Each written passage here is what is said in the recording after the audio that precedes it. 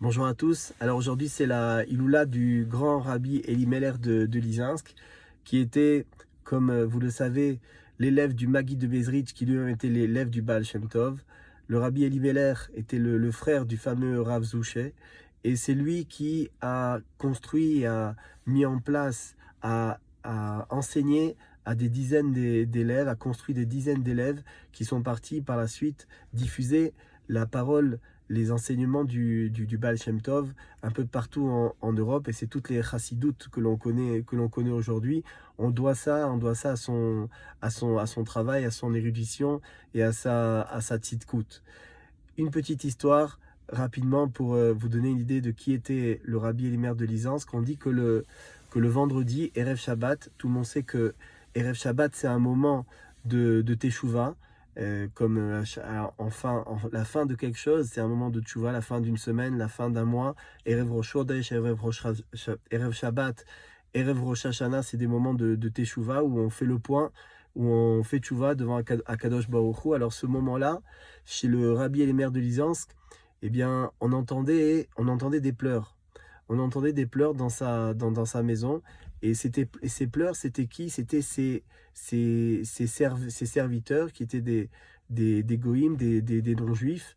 Et pourquoi on entendait des pleurs? Parce que tout simplement, quand arrivait Shabbat, eh bien, ils se retrouvaient, et quand ils se voyaient, ils se demandaient pardon les uns les autres. Ils se prenaient dans les bras et ils se demandaient pardon de tout ce qui avait pu se passer entre eux dans le cours du travail, dans la semaine. C'est-à-dire que quand on travaille, eh bien on se chamaille, quelqu'un fait telle chose à une telle autre personne et la personne le prend mal.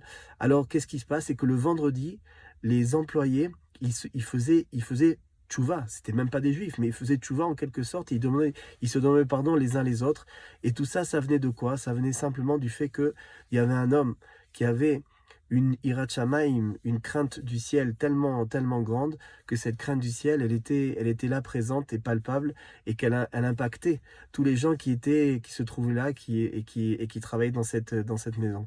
Alors on tire de ça que nous-mêmes, quand on souhaite aider les membres de notre famille, nos enfants, notre femme, on veut les aider à changer, eh bien, plutôt que de leur faire des reproches à tour de bras, ce que l'on doit faire, et ce qui est le plus efficace, c'est qu'on se change nous-mêmes, c'est que nous-mêmes, on ait de la hirat shamayim, que nous-mêmes, on ait la volonté de s'améliorer, que nous-mêmes, on ait un regard positif, que nous-mêmes, on acquiert les bonnes qualités, les bonnes midotes, et c'est ça qui va faire que on va pouvoir diffuser. Parce que la crainte du ciel, c'est quelque chose qui se diffuse.